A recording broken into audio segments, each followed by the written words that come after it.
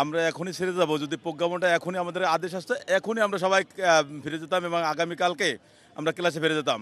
একজন মাত্র আসছে, উনি নিজে বলে যে আমার কথা মানেন, কিন্তু যে নেতারা বলছে যে আমরা এসে আপনাদেরকে কি খবর আনি, কি তথ্য আনি, তথ্য জানাবে, কিন্তু নেতারা আসে নাই, মাত্র একজনকে পাঠাইছে। এখান থেকে আমাদের যে কয়জন নেতা মিটিংয়ে গেছে সেই কয়জন নেতা আমাদের এখানে এসে ফিরে আসে নাই।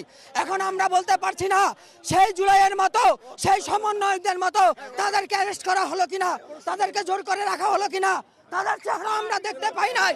তাদেরকে চেহারা আমরা না দেখে এখান থেকে আমরা কিভাবে যাই? আমাদের পুলিশ তাড়িয়ে দিচ্ছে। আমরা শুধু বলতে চাই, না বলছে যে আমাদের 80% দাবি বাস্তবায়ন হয়েছে। আমরা বললাম যে আমাদের 10% দাবি বাস্তবায়ন হোক, তাতে আমাদের কোনো আপত্তি নাই, কিন্তু আমাদের নেতারা এসে আমাদের কাছে বলুক আমরা সেই 10% আমরা যথার্থ প্রতিশ্রুতি এবং তার প্রমাণ চাই। তার প্রমাণ নিয়ে আমরা যাব। অন্য আমাদের কথা রাখছে না, ওনারা আমাদের তাড়িয়ে দিচ্ছে। আসলে আমাদের যে দাবি ছিল 10ম গ্রেড, তো সরকার এটা মেনে নেয়নি, কিন্তু সরকার যেটা বলেছেন সেটা হচ্ছে 11তম গ্রেড মেনে নিয়েছেন, একটা প্রেস রিলিজ করেছেন এবং আমাদের 10ম বর্ষপূর্তি এবং 16তম বর্ষপূর্তিতে আমাদের গ্রেড পুনর্বিন্যাস সেটা করবেন। কিন্তু আমাদের কথা হলো যে আমাদের শুধু আশ্বাস দিয়েছেন, কিন্তু আমরা প্রজ্ঞাপন পাইনি। সরকারের দাবি আমরা মেনে নিয়েছি, এতে আমাদের কোনো সরকারের সাথে কোনো আমাদের অনৈক্য নেই। গভর্নমেন্টের কাছ থেকে, আমাদের কর্তৃপক্ষের কাছ থেকে আমরা একটি প্রজ্ঞাপন নিয়ে ফিরব, কিন্তু আমরা হতাশ হয়েছি।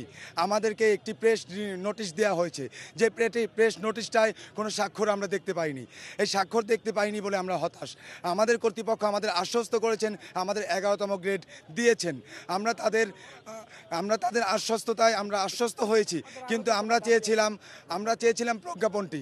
আমরা এখনও শহীদ মিনার ছাড়ছি না এই জন্যই যে আমাদেরকে এইভাবে অনেকবার আশ্বস্ত করে আমাদের বিশ্বাস নষ্ট করা হয়েছে। আমরা এখন 3 দিন যাবত এখানে মানবেতরভাবে আসি, মশার কামড় খেয়ে আসি, এখন আবার ওই একই ঘটনার পুনরাবৃত্তি। আমরা এই পুনরাবৃত্তি আর চাই না। আমরা চাই আমাদের আজকের মধ্যেই, যত দ্রুততম সময়ের মধ্যে একটা প্রজ্ঞাপন এখনই দিয়ে দেখ, আমরা এখন এই শহীদ মিনার খালি করে দিব।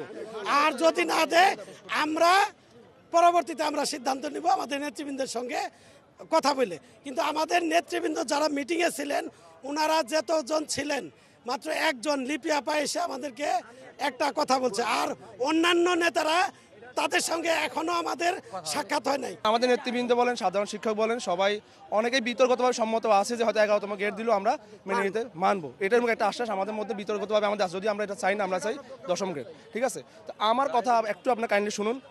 একটা গণতান্ত্রিক রাষ্ট্র আমরা, ঠিক আছে না? আমরা 24 আন্দোলন করেছি, আমি নিজেও করেছি, ঠিক আছে? এখন আমার কাছে আমরা একজন শুরু হয়েছে আরকে আমরা কীভাবে তাড়িয়েছি, কেন তাড়িয়েছি? আমরা তাড়িয়েছিলাম শুধু আমাদের গণতান্ত্রিক অধিকারের জন্য।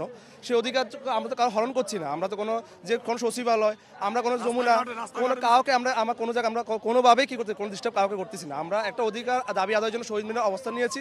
আমরা সময় চেয়েছি যে আমাদের কালকের জন্য হলেও আমাদেরকে অন্তত এখানে অবস্থান করার সুযোগ দিন। কারণটা হচ্ছে আমাদের নেতাদের যারা এখন আমাদের সামনে নাই, আর তার সাথে কথা বলার সুযোগ দিতে হবে আমাদেরকে। এই রাতটা আমরা ওনাদের নাই, আমরা কথা বলতে আমরা এখানে সরে যাবো। আমরা আমাদের নেতাদের সাথে কথা বলে এখানে সরতে চাই।